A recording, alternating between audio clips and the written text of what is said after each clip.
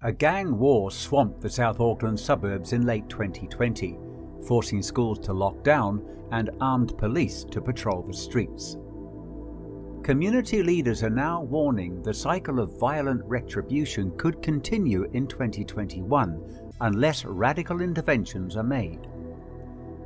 The violent altercations that loomed large in Otara last year could return in 2021 if new gangs continue to challenge the killer bees' control of the drug market.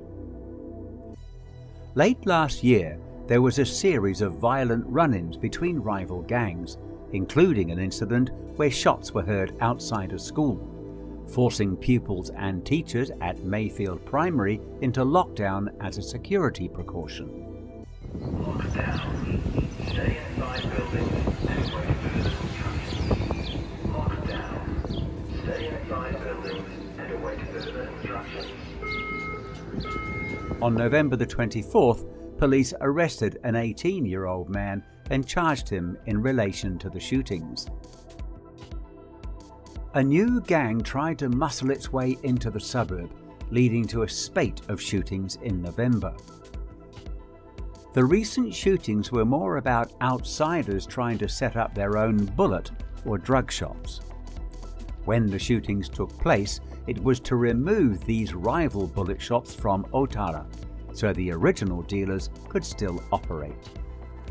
The firearms that helped fuel the violence were stolen from gun shops.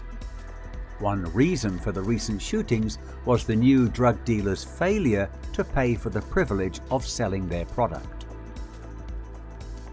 The reason the killer bees were created was so the tribesmen would have an organization who could sell on their behalf.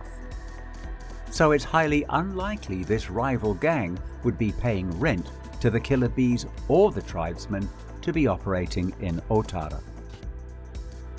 According to police, a ceasefire was agreed between rival gangs at the end of November 2020. The agreement was in fact between the tribesmen and the killer bees to stop the cycles of revenge following the shooting of killer bees leader Josh Masters. When Josh got out of prison, he tried to take ownership of Otara, and the other main gang who own Otara are the tribesmen. They are an older group who are essentially the uncles and fathers of the killer bees members. When he tried to take ownership, it was about him trying to clear out the space for himself, which is what led to earlier shootings. So the truce was really about the killer bees not seeking revenge for that earlier shooting of Josh Masters. Inter-gang rivalries aren't particularly new to Otara, but their violent impact on the area can be reduced. Joining a gang is often the most attractive option for a young person, frustrated by the lack of opportunities and without a sense of belonging. The gangs give them clothes and dirt bikes. Police try to follow up on all suspicious activity, but it's going to take more than just further arrests to remedy Otara's issues. Police have often said that getting illegal drugs off our streets is not something we can solve alone, or a problem we can arrest our way out of. It requires a whole-of-community approach to tackling this issue. Otara has been in the media recently, and it is disappointing for both police and community leaders to constantly see the negative being focused on.